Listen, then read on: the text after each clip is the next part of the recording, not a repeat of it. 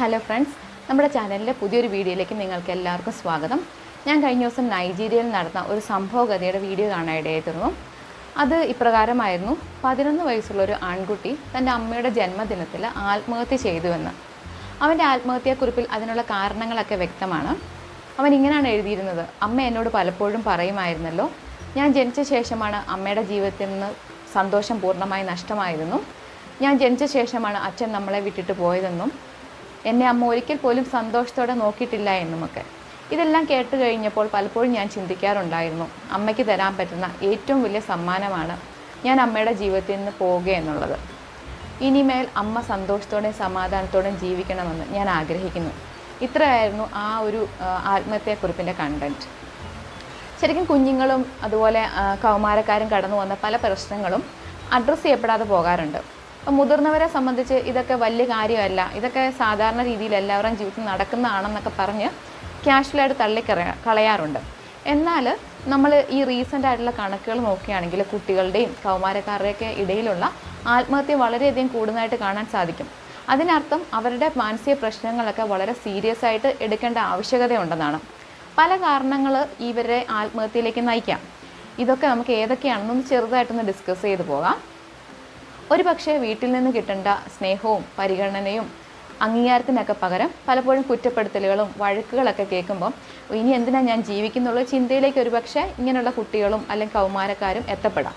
അപ്പം അതുപോലെ തന്നെ മീഡിയയുടെ ഇൻഫ്ലുവൻസ് പലപ്പോഴും ഉണ്ടാകാൻ സാധ്യത. നമ്മൾ ഈ റീസെൻ്റായിട്ട് പല പത്രവാർത്തകളും കാണാൻ സാധിച്ചിട്ടുണ്ട്. ചില കുട്ടികളൊക്കെ ആത്മഹത്യ ചെയ്യുന്നത് എങ്ങനെയാണെന്ന് അനുകരിച്ച ശേഷം ജീവൻ നഷ്ടമായത്. അപ്പോൾ അതിനുള്ള സാധ്യതകളും കൂടുതലാണ്. അതുപോലെ നമുക്ക് ഈ ആത്മഹത്യ ചെയ്ത ഒരു ഫാമിലി ഹിസ്റ്ററി, ഒരു ബാക്ക്ഗ്രൗണ്ട് ഉണ്ടെങ്കിൽ ഒരു പക്ഷേ അവിടെയുള്ള കുട്ടികൾക്കും ഇങ്ങനെയുള്ള ചില സാധ്യതകൾ കൂടാറുണ്ട്. ഇനി പഠന പ്രശ്നങ്ങൾ വലിയ ഇമ്പോർട്ടൻ്റായ ഒരു കാര്യമാണ്. കാരണം നമുക്കറിയാം, നമ്മുടെ കുഞ്ഞുങ്ങൾക്കൊക്കെ ഏറ്റവും പ്രാധാന്യം അർഹിക്കുന്ന കാര്യം എന്നോണം നമ്മൾ അവരെ പറഞ്ഞ് മനസ്സിലാക്കുന്നത് എഡ്യൂക്കേഷനാണ്. അപ്പോൾ പല പഠന പ്രശ്നങ്ങളും കുട്ടികൾ നേരിടാറുണ്ട്. അപ്പോൾ ഈ ഒരു സമയത്ത് ഇതെങ്ങനെ മുമ്പോട്ട് പോകും, എനിക്ക് പഠിക്കാൻ പറ്റില്ലല്ലോ എന്നുള്ള ചിന്താഗതി ഒരു പക്ഷേ ഇനി ജീവിക്കേണ്ട എന്നുള്ള ചിന്തകളിലേക്ക് വരാം. അതുപോലെ കൂട്ടുകാരുടെ ഇടയിൽ നിന്നും അതുപോലെ നെഗറ്റീവായിട്ട് പലപ്പോഴും പറയുന്ന ആൾക്കാരുടെയൊക്കെ കമൻസ് ഒക്കെ കേൾക്കുമ്പോൾ ഇതൊക്കെ എനിക്ക് എങ്ങനെ ഫേസ് ചെയ്യാൻ പറ്റും, അതിനൊന്നും സമീപിക്കുക. അതായത് ഒരു സ്ട്രെസ്സോ അല്ലെ ടെൻഷനോ ഒന്നും ഫേസ് ചെയ്യാനുള്ളൊരു കപ്പാസിറ്റി ഇല്ലാതെ പോകുമ്പോഴും ഇനി ജീവിക്കണ്ട എന്നുള്ള ചിന്തകളിലേക്ക് വരാം. അതുപോലെ ഇപ്പോൾ ഡിപ്രഷൻ പോലെയുള്ള മാനസിക പ്രശ്നങ്ങളൊക്കെ അലട്ടുവാണെങ്കിലും ഇനിയിപ്പം എൻ്റെ ജീവിതം അവസാനിപ്പിച്ചേക്കാം, എനിക്കിങ്ങനെ മുമ്പോട്ട് പോകാൻ പറ്റില്ല, ജീവിതമൊക്കെ മടുപ്പാണ്, എനിക്ക് ഹെൽപ്പൊന്നും കിട്ടാൻ സാധ്യതയില്ല, ഹോപ്പ്ലെസ് ആയ ജീവിതമാണെന്നൊക്കെ കുട്ടികളുടെ മനസ്സിലൊക്കെ വരാം. ഇതൊക്കെ നമ്മളെ സംബന്ധിച്ച് ഞാൻ പറഞ്ഞതുപോലെ നിസ്സാരമാണ്. പക്ഷേ അവരെ സംബന്ധിച്ച് ഇത് ഒരു പ്രാവശ്യമല്ല പലതവണ ഇങ്ങനെയുള്ള പ്രശ്നങ്ങളിലൂടെ കടന്നു പോകുമ്പോൾ ഇവരുടെ മാനസികമായിട്ട് ഇവർ മാനസിക നില തെറ്റുകയും ഇങ്ങനെയുള്ള ചില നമ്മൾ പറയും ദൗർബല്യങ്ങളിൽ ചെന്ന് ചാടാനുള്ള സാധ്യതകളുണ്ട്. അപ്പോൾ ഇങ്ങനെയുള്ള പ്രവണതയുള്ളവരെ കണ്ടാൽ നമുക്ക് മനസ്സിലാക്കാനും സാധിക്കും. ചില ലക്ഷണങ്ങൾ കാണിക്കാറുണ്ട് ഇങ്ങനെയുള്ളവർ. ഒന്നാമതായിട്ട് ഇവരിപ്പോൾ ഒരുപക്ഷെ നല്ല കമ്പനി അടിച്ച് കൂട്ടുകാരുടെ കൂടെയൊക്കെ നിൽക്കുന്ന ആൾക്കാരായിരിക്കും. പെട്ടെന്ന് തന്നെ അവർ അതിൽ നിന്നൊക്കെ പിന്മാറി ഒറ്റപ്പെട്ട് നിൽക്കുന്ന പോലത്തെ അവസ്ഥ. ഭക്ഷണത്തോടൊന്നും വലിയ താല്പര്യമില്ല, ഉറക്കക്കുറവുണ്ടാകാറുണ്ട്. ചിലരെ സംബന്ധിച്ച് വളരെയധികം കൂടുതൽ കിടന്ന് ഉറങ്ങുന്നതായിട്ട് കാണാൻ സാധിക്കും. ചിലരെ സംബന്ധിച്ച് മൂഡ് സ്വിങ്സ്, ചിലപ്പോൾ പെട്ടെന്ന് ദേഷ്യപ്പെടും, ചിലരെ സംബന്ധിച്ച് ചിലപ്പോൾ പെട്ടെന്ന് വിഷമിച്ചിരിക്കും. ഈവൻ ചിലരെ സംബന്ധിച്ച് അവരെപ്പോഴും മരണത്തെപ്പറ്റി പല ചിന്തിക്കുന്നവരുണ്ട്, അല്ലെ അതിനെപ്പറ്റി പറഞ്ഞുകൊണ്ടിരിക്കും, എൻ്റെ ജീവിതമൊക്കെ ഇങ്ങനെ വളരെ മടുപ്പാണ്, ഇനി എനിക്ക് ജീവിക്കണ്ട, മരിച്ചാൽ മതി എന്നുള്ള ഹിൻസ്. അപ്പോൾ ഇങ്ങനെ പറയുമ്പോൾ ചിലർ പറയും അതൊക്കെ ചുമ്മാ നമ്മുടെ ശ്രദ്ധ കിട്ടാൻ വേണ്ടി പറയുന്നതാണ്. പക്ഷേ ഒരിക്കലും അങ്ങനെയല്ല. അങ്ങനെയുള്ള ചിന്തകൾ അവരുടെ മനസ്സിലൂടെ കടന്നു പോകുന്നു. അപ്പോൾ അതിനെ സീരിയസ് ആയിട്ട് എടുക്കണം എന്നുള്ളൊരു കാര്യമാണ് അവർ നമ്മളോട് കാണിച്ചു തരുന്നത്. ഒരിക്കലും ഡയറക്റ്റായിട്ട് ഒരു പക്ഷേ അവരുടെ ആ ഒരു പ്രായത്തിൽ എനിക്ക് ഇങ്ങനെയൊക്കെ പ്രശ്നങ്ങളുണ്ടെന്നൊക്കെ പറഞ്ഞ് നേരിട്ട് വന്ന് പറയാനായിട്ടുള്ള മാനസികാവസ്ഥ ചിലപ്പോൾ കാണണമെന്നില്ല. പക്ഷേ ഇങ്ങനെയുള്ള ചില ഹിൻറ്റുകളിൽ നിന്ന് നമുക്ക് മനസ്സിലാക്കാനായിട്ട് പറ്റും ഈ കുഞ്ഞുങ്ങൾ അല്ലെങ്കിൽ ഈ കുട്ടി ഇങ്ങനൊരു പ്രശ്നത്തിലൂടെ കടന്നു പോവുകയാണല്ലോ, ഒന്ന് ശ്രദ്ധിക്കണം എന്നുള്ളൊരു കാര്യം. അപ്പോൾ അങ്ങനെയൊക്കെ ഒരു പ്രശ്നം നമ്മൾ കാണുകയാണെങ്കിൽ ഇങ്ങനെയുള്ളവരെ നമുക്ക് എങ്ങനെ സഹായിക്കാമെന്ന് നമുക്ക് നോക്കാം. ഈ ഒന്നാമതായിട്ട് നമ്മൾ പറഞ്ഞല്ലോ, ഫാമിലിയിലെ ഒരു സപ്പോർട്ട് വളരെ ഇമ്പോർട്ടൻ്റ് ആണ്. അത് വളരെയധികം ഇമ്പോർട്ടൻ്റ് ആയ ഒരു കാര്യമാണ് കേട്ടോ. കാരണം നമ്മൾ ഒരു കുട്ടി അല്ലെങ്കിൽ നമ്മുടെ ഒരു കൗമാരക്കാരായ കുട്ടികൾ മിസ്റ്റേക്കൊക്കെ ചെയ്യുന്ന സമയം. അപ്പോൾ ഇങ്ങനെയൊക്കെ ചെയ്ത് കഴിയുമ്പോൾ നമ്മൾക്ക് തുറന്നു പറയാനോ അല്ലെങ്കിൽ അതിൽ നിന്നൊക്കെ ഭയം അവർക്കുണ്ടാകും. അപ്പം നമ്മുടെ ഫാമിലി ഒരു ഓപ്പൺനെസ് ഉണ്ടെങ്കിൽ, അല്ലെങ്കിൽ ഒരു സപ്പോർട്ടീവ് ഫാമിലി ആണെങ്കിൽ, ഒരു തെറ്റ് ചെയ്താൽ പോലും വന്നിട്ട് പറയാനും അല്ലെങ്കിൽ അത് എനിക്ക് ഇങ്ങനെ സംഭവിച്ചെന്ന് പറയാനുള്ളൊരു മെൻറ്റാലിറ്റി ഉണ്ടാകും കുട്ടികൾക്ക്. ഇനിയിപ്പോൾ ഇത് ഉണ്ടാകുകയാണെങ്കിൽ, ഇപ്പോൾ ഒരു മിസ്റ്റേക്ക് കണ്ട് നമ്മളുടെ പ്രതികരണം ആദ്യം ചിലപ്പോൾ ദേഷ്യമൊക്കെ ആയിരിക്കും, അതെന്തുമായിരുന്നു കേട്ടോ, പക്ഷേ അതിന് ശേഷം അവരെ തിരിച്ചു പിടിക്കാനുള്ളൊരു മനോഭാവം കൂടെ നമ്മൾ കാട്ടണം. കാരണം അങ്ങനെ തിരിച്ചു പിടിക്കുകയാണെങ്കിലോ അവരിപ്പം നമ്മുടെ വീട്ടിൽ നിന്ന് ദൂരെ ആണെങ്കിൽ പോലും തെറ്റ് സംഭവിച്ചാൽ എനിക്ക് എന്നെ സപ്പോർട്ട് ചെയ്യുന്നൊരു ഫാമിലി ഉണ്ട്, എനിക്ക് അവിടെ ചെന്ന് കഴിഞ്ഞാൽ അവരെന്നെ കൈവിടില്ല എന്നുള്ളൊരു ബോധ്യം അവർക്കുണ്ടെങ്കിലും ഇങ്ങനെ മരണത്തെപ്പറ്റിയുള്ള ചിന്തയിൽ നിന്നൊക്കെ അവർ മാറി നിൽക്കാനുള്ള സാധ്യതയുണ്ട്.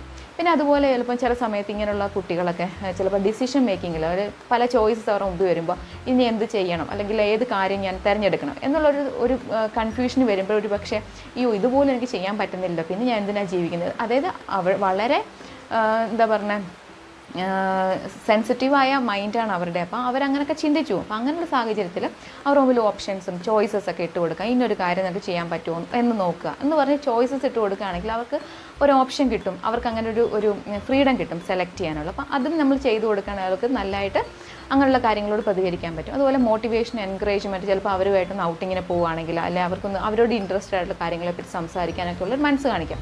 ഇനി നമുക്ക് ഡയറക്റ്റായിട്ട് ചെയ്യാൻ പറ്റുന്നൊരു കാര്യം, നമുക്ക് ഡയറക്റ്റായിട്ട് വേണേൽ ചോദിക്കാം, നിനക്ക് ഭയങ്കര വിഷമമാണോ, നിനക്ക് മരിക്കണമെന്നൊക്കെ തോന്നാറുണ്ടോ എന്നൊക്കെ നമ്മൾ അഡ്രസ്സ് ചെയ്യുകയാണെങ്കിൽ തീർച്ചയായിട്ടും അവർ ഇങ്ങനെയുള്ള പ്രശ്നങ്ങൾ കടന്നു പോവുകയാണെങ്കിൽ അവർ തുറന്ന് സമ്മതിക്കും. കാരണം ഒരിക്കലും ഇങ്ങനെ ആത്മഹത്യ ചെയ്യാൻ ആഗ്രഹിക്കുന്നവർ മരിക്കണമെന്ന് പൂർണ്ണമായിട്ട് ചിന്തിച്ചുകൊണ്ടൊന്നും അല്ല ഇങ്ങനെ തീരുമാനങ്ങൾ എടുക്കുന്നത്. അവർ ഒരു പക്ഷേ ഹെൽപ്ലെസ് ആവുന്നു, അല്ലെങ്കിൽ അവർക്കൊന്നും ചെയ്യാൻ പറ്റുന്നില്ല, ആരുമില്ല എന്ന തോന്നലുകളിൽ നിന്നാണ് പലപ്പോഴും ഇങ്ങനെയുള്ള കാര്യങ്ങൾ വരുന്നത്.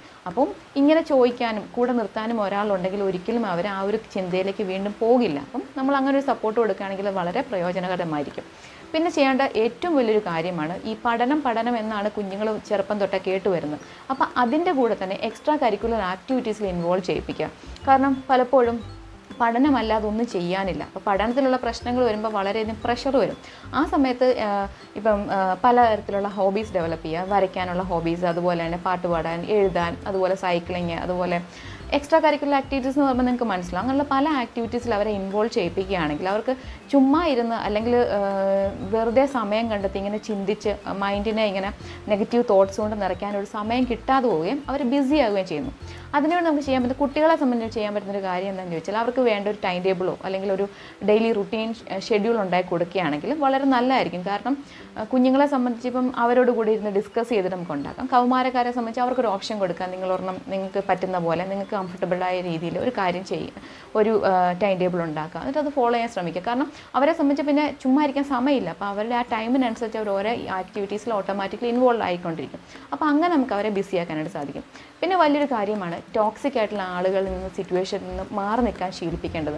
കാരണം പല നെഗറ്റീവായിട്ടുള്ള കമൻസും നെഗറ്റീവ് ആളുകളും പലപ്പോഴും ഇങ്ങനെയുള്ള കുഞ്ഞുങ്ങളുടെ മനസ്സിൽ വളരെയധികം വേദനകളും അതുപോലെ നെഗറ്റീവായ കാര്യങ്ങളും വളരെയധികം ഇൻജെക്റ്റ് ചെയ്യാൻ സാധ്യതയുണ്ട്. പിന്നെ നല്ല ഭക്ഷണക്രമം, നല്ല ഉറക്കശീലങ്ങളൊക്കെ, ഉറങ്ങുന്നതിനുള്ള നല്ലൊരു പാറ്റേണൊക്കെ ഡെവലപ്പ് ചെയ്യുകയാണെങ്കിൽ ശരീരം എത്രമാത്രം ആക്റ്റീവായിരിക്കുമോ, എത്രമാത്രം പോസിറ്റീവായിരിക്കുമോ അതിനനുസരിച്ചായിരിക്കും നമ്മുടെ ശരീരവും നമ്മുടെ മനസ്സും എല്ലാം പോസിറ്റീവായിട്ടിരിക്കുന്നത്. അതുകൊണ്ട് അങ്ങനെയുള്ള നല്ല ശീലങ്ങളിലേക്ക് അവരെ എത്തിക്കാനായിട്ടുള്ള ശ്രമം കൂടെ നമ്മൾ നടത്തുക.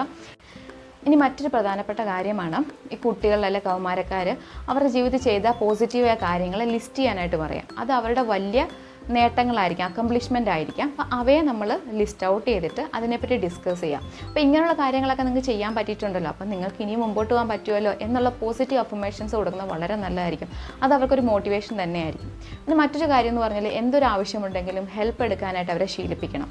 കാരണം ഒരിക്കലും ഹെൽപ്പ് എടുക്കുക എന്നുള്ളത് ഒരിക്കലും നമ്മുടെ വീക്ക്നെസ് അല്ല, പക്ഷെ നമ്മുടെ ജീവിതം മുന്നോട്ട് പോകാൻ വേണ്ടി നമുക്ക് കിട്ടുന്ന ഒരു സപ്പോർട്ട് മാത്രമാണ്. അപ്പോൾ അങ്ങനെ ഒരു കാര്യങ്ങൾ നേടാൻ അല്ലെങ്കിൽ നമ്മുടെ പേരൻസ് ആയിരിക്കാം, അല്ലെങ്കിൽ കൗൺസിലേഴ്സ് ആയിരിക്കാം, അല്ലെങ്കിൽ നമ്മളെ ഹെൽപ്പ് ചെയ്യാൻ പറ്റുന്ന ചേച്ചിമാർ ചേട്ടന്മാരൊക്കെ ആയിരിക്കാം. അപ്പോൾ അവരുടെ സഹായം നേടാനായിട്ട് ശ്രമിക്കുക എന്നുള്ള കാര്യം അവരെ പറഞ്ഞ് മനസ്സിലാക്കേണ്ട ആവശ്യകതയാണ്. അപ്പോൾ ഈ ഒരു വീഡിയോ നിങ്ങൾക്ക് പ്രയോജനപ്പെട്ടുവെങ്കിൽ നിങ്ങളത് ലൈക്ക് ചെയ്യുക, ഷെയർ ചെയ്യുക, അതുപോലെ നമ്മുടെ ചാനലും സബ്സ്ക്രൈബ് ചെയ്തേക്കുക. അപ്പോൾ വീണ്ടും പുതിയ യൂസ്ഫുൾ ആയിട്ടുള്ള വീഡിയോസുമായിട്ട് കാണുന്നത് വരെ ടേക്ക് കെയർ.